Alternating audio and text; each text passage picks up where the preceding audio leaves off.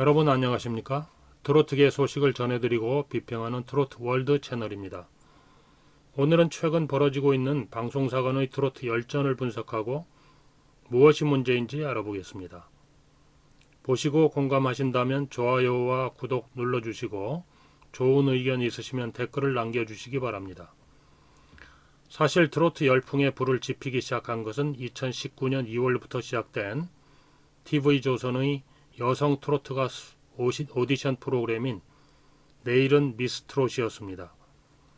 당시 초기에는 5% 정도의 시청률을 보였던 프로그램은 회차를 거듭할수록 시청률이 올라 결승전이 방송된 2019년 5월 초에는 16%까지 치솟아 그 인기를 실감하게 했습니다. 이 프로그램에서 우승을 차지한 송가인 씨는 2012년 가수 안성훈과 같은 소속사 멤버로서 트로트 가수 생활을 시작하여서 7년간의 고난 끝에 일약 스타 가수로 떠올랐습니다. 내일은 미스트롯 후속편으로 2020년 1월부터 진행된 내일은 미스터 트롯은 시작부터 10% 이상의 시청률을 보이며 출발하여 2020년 3월 결승전에서는 약 35%라는 경이로운 시청률을 기록하였습니다. 이는 여러가지 측면에서 분석해 볼 수 있는데 우선 미스트롯을 통해 트로트 인기가 올라온 상태에서 그 후속편으로 제작되었다는 점입니다. 그리고 2020년 초부터 번지기 시작한 코로나19로 많은 사람들이 외부 활동 제약을 받으면서 안방 프로그램의 하나로 이 프로그램이 인기를 끌었습니다. 더구나 이 프로그램에는 그동안 무명 가수로서의 서러움을 겪어야 했던 임영웅, 영탁, 김호중, 장민호, 안성훈 등 걸출한 기성 가수들과 이찬원, 정동원, 김희재 등 트로트 신동들이 대거 출연했다는 점을 들 수 있겠죠. 이와 같이 TV조선의 연이은 트로트 프로그램 성공과 코로나19의 장기화로 트로트 열풍이 거세지면서 여러 방송사에서 트로트 프로그램을 개설하였고 조만간 개설할 프로그램도 있어서 2020년 연말에는 가히 트로트 전쟁이라고 할 만큼 방송사들의 시청률 끌어올리기 경쟁이 치열할 것으로 생각됩니다.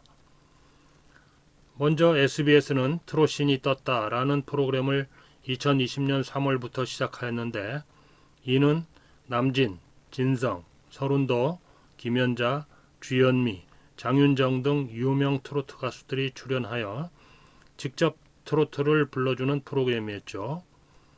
이 프로그램은 초기에 비교적 높은 시청률을 보여 최고 15.9%를 기록하기도 하였으나 점차 하락하여 대체로 평균 시청률은 10% 미만을 기록하였습니다. 이는 경연 프로그램이 줄 수 있는 짜릿한 맛이 부족할 뿐만 아니라 같은 날 같은 시간대에 방송된 TV조선의 뻥숭아 학당이라는 예능 프로그램과 경합이 됐기 때문으로 분석됩니다. 이에 SBS는 기존의 프로그램을 개편하여 트롯신이 떴다 2 라스트 찬스라는 오디션 프로그램을 도입하였는데 대체로 시청률이 10%를 넘기는 등 성공적이라고 볼 수 있습니다. 이 프로그램은 코로나19로 인한 언택트 시대에 걸맞는 랜선 접속 방식을 통해서 시청자들이 판정에 참여하는 새로운 시도를 한 것이 특징이며 방송 시간도 당초 시간보다 1시간 앞당김으로써 타 예능 프로그램과의 중복을 최소화하였습니다. 손비나, 강문경, 박군, 한봄, 배아연 등 현재 12명이 살아남아 준결승전을 진행하고 있는 이 프로그램은 연말까지 결승전을 마무리함으로써 종영할 계획입니다. SBS 프로그램의 경우 가장 큰 문제는 일일 방송 시간이 90분에 지나지 않아 그 진행이 느려 답답함을 느낄 정도였다는 점입니다. 다음으로 금년 10월 23일 막을 올린 MBC의 트롯의 민족은 전국 지역별 예선을 거쳐 8개 지역 80개 팀이 출연하여 경연을 벌여왔습니다. 트롯신이 떴다와 달리 지역별로 예심을 거쳐 출연자를 선발하였으며 8개 지역별로 대항전을 벌이는 방식으로 진행이 되었는데 현재는 15개 팀이 살아남아 마지막 탑 8을 뽑기 위한 경연을 진행하고 있습니다. 따라서 이제는 지역별 대항전이라기보다 개인별 대항전의 성격을 띠게 되었고, 탑 8이 선발되면 최종적으로 결승전이 펼쳐지게 됩니다. 트롯의 민족은 초기의 평균 시청률이 10% 미만에 머물렀으나 회차를 거듭할수록 상승하고 있으며 최근 회차에서는 12.3%의 시청률을 기록한 것으로 알려졌습니다. MBC 프로그램의 문제는 당초 지역별 대항전이라는 측면에서 접근하였으나 트로트 경연이 성격상 지역별 대항전이 적합한지 의문이 든다는 점입니다.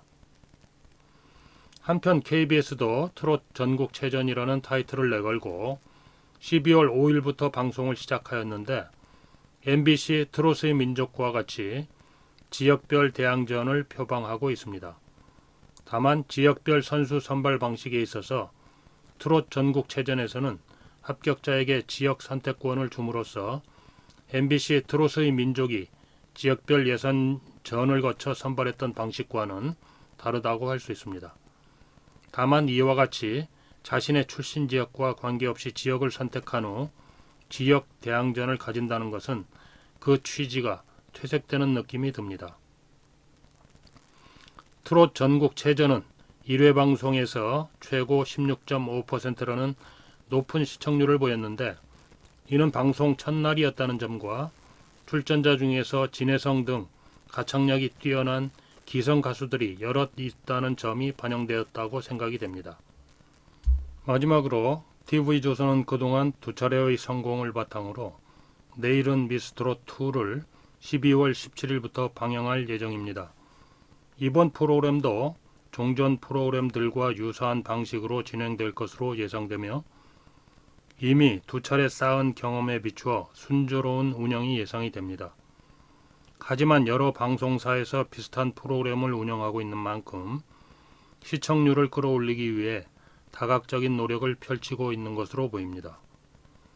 비록 무명 가수이지만 현직 가수로서 활동하고 있는 출연자가 상당수 포함되어 있고 우승 상금도 종전보다 많은 1억 5천만 원을 내걸었다고 합니다.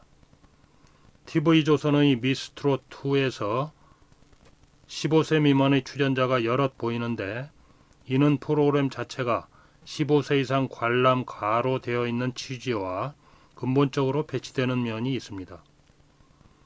이번 미스트롯2에는 총 112개 팀이 출연하는데 15세 미만 출연팀이 8개 팀에 이르고 이 중 10세 이하도 4개 팀이나 됩니다.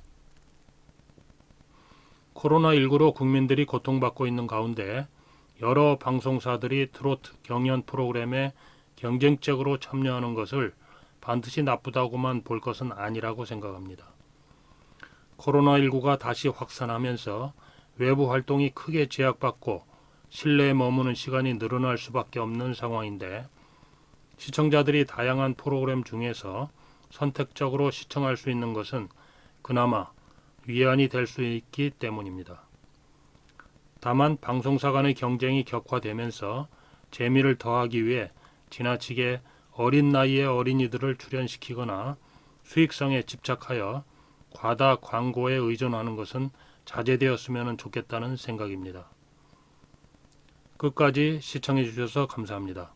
공감하신다면 좋아요와 구독을 눌러주시고 의견이 있으시면 댓글을 달아주시면 감사하겠습니다.